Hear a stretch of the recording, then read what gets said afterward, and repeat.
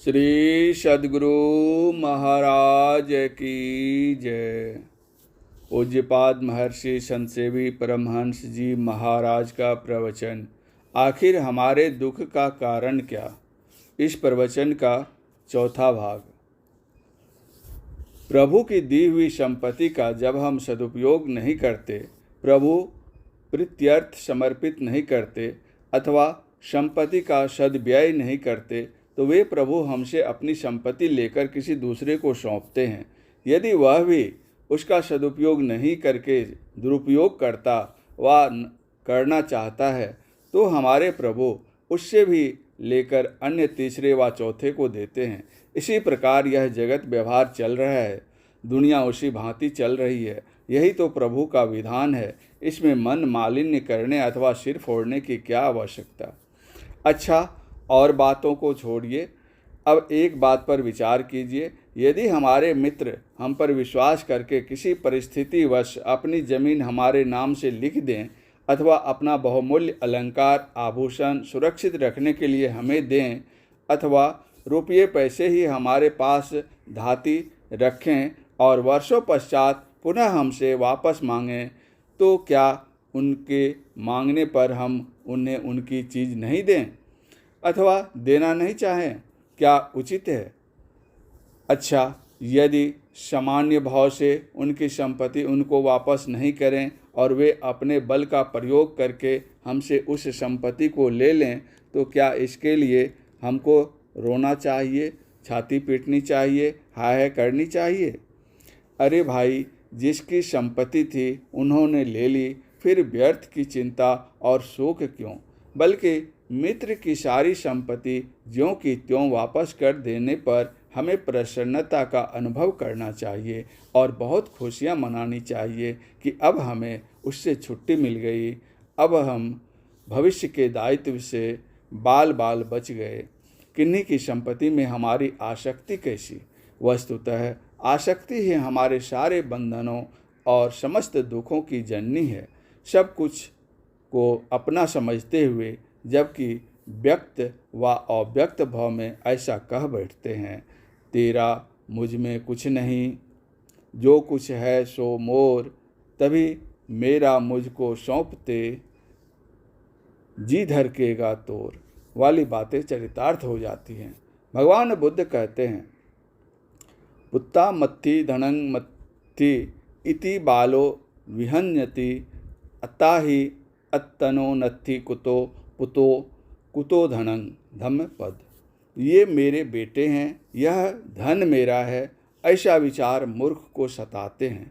वस्तुतः मनुष्य अपना आप नहीं है, पुत्र और धन उसके कहाँ तक होंगे। तृष्णावश होकर मनुष्य जाल फंसे खरगोश के समान चक्कर काटते हैं। बंधनों और जंजीरों में फंसे हुए बार बार अधिक समय तक दुख पाते हैं। मेरी बात लोगों को कैसी लगती होगी मैं नहीं कह सकता, किंतु फिर भी मैं कहूँगा, लोगों की यह भूल भरी भावना है कि अच्छे कर्म करने वाले दुखी, बुरे कर्म करने वाले सुखी होते हैं। उनको दृढ़तापूर्वक यह जान लेना चाहिए कि जैसे बेर के बीज बोने से आम और आम के बीज बोने से बेर नहीं फल सकता, उसी भांति बुरे कर्म का फल अच्छा और अच्छे कर्म का फल बुरा कदापि हो नहीं सकता। जो बीज होता है उसमें वही फल लगता है। अच्छे का अच्छा और बुरे का बुरा फल होना दृढ़ निश्चित है। हाँ, अधिक से अधिक बात लोगों की दृष्टि में यह हो सकती है कि ईश्वर के राज्य में देर है, किंतु अंधेर नहीं हो सकती। देर भी इसलिए कि विविध कर्म रूप बीज के विविध वृक्ष और उनके फल विभिन्न सभ्यों में होते हैं, एक ही समय में नहीं। उदाहरणार्थ मान लीजिए, हमने एक ही दिन में 3 पेड़ कदली, आम और अखरोट के लगाए। केला 6 महीने से लेकर 1 वर्ष के अंदर फल दे देता है। आम के फलने में 4-5 वर्ष लग जाते हैं और अखरोट के फल पाने के लिए हमें कम से कम 40 वर्ष तक धैर्य धारण करना पड़ेगा। इस प्रकार हम देखते हैं कि एक ही दिन के लगाए 3 पेड़ 3 समयों में फल देते हैं, एक ही साथ नहीं। ठीक इसी भांति हमारे कर्म भी 3 भांति के होते हैं और वे क्रियामान, संचित और प्रारब्ध कहलाते हैं। इन 3 प्रकार के कर्मों के फल एक ही समय में नहीं मिलते, विभिन्न समयों में मिला करते हैं। जिन्होंने पूर्व काल में शुभ कर्म किए हैं और वर्तमान काल में अशुभ कर्म कर रहे हैं, वे पूर्वकृत पुण्य कर्मों के फलों का उपभोग संप्रति कर रहे हैं। यही कारण है कि बूढ़े कर्मकारी अभी अच्छे दिखते हैं, किंतु वर्तमान काल में किए अकर्तव्य कर्मों का दुखमय फल भी भविष्य में उनको निश्चित रूप से चखना ही पड़ेगा।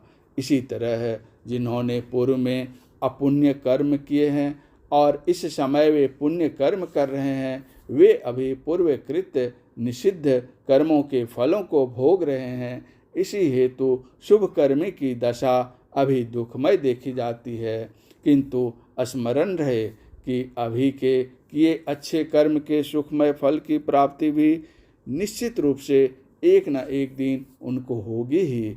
भगवान बुद्ध ने कहा है, मधुव मंजति बालो याव पापं न पच्यति यदा च पच्यति पापं अथ बालो दुखम निगच्छति। धम्मपद 69। अर्थात जब तक बुरे कर्म का फल नहीं मिलता, मूर्ख उसको शहद के समान मीठा समझता है, परंतु जब वह फल लाता है तब उसको दुख प्राप्त होता है। न ही पापं कतंकम सज्जो खीरं व मुच्यति दहंतं बाल मनवेति भस्माक्षणो वपाप को। धम्मपद 71। अर्थात बुरा कर्म तुरंत के दुहे हुए दूध के समान जल्दी नहीं फट जाता, वह राख से ढकी हुई आग के समान मूर्ख का पीछा करता है।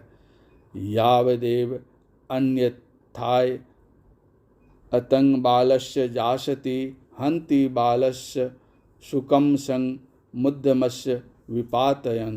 धम्मपद 72। अर्थात जबकि बुरा कर्म प्रकट हो जाने पर मूर्ख को दुख देता है, तो वह उसके सौभाग्य को नष्ट कर देता है। इतना ही नहीं, वह दिमाग को तोड़ डालता है। भगवान बुद्ध की इस संबंध में और भी बहुत अच्छी अच्छी शिक्षाएं धम्मपद में हैं। इस तरह हम देखते हैं कि अपने को सुख अथवा दुख में डालने वाले हम स्वयं हैं। जो भी सुख अथवा दुख हमें हुए हैं, हो रहे हैं और होंगे, उन सब के कारण हम स्वयं हैं। और तो और जिनको हम भगवान कहकर पूजते हैं, उनका जीवन वृत्त भी यही सिद्ध करता है। इस प्रवचन का शेष अंतिम भाग अगले प्रवचन पाठ में। श्री सद्गुरु महाराज की जय।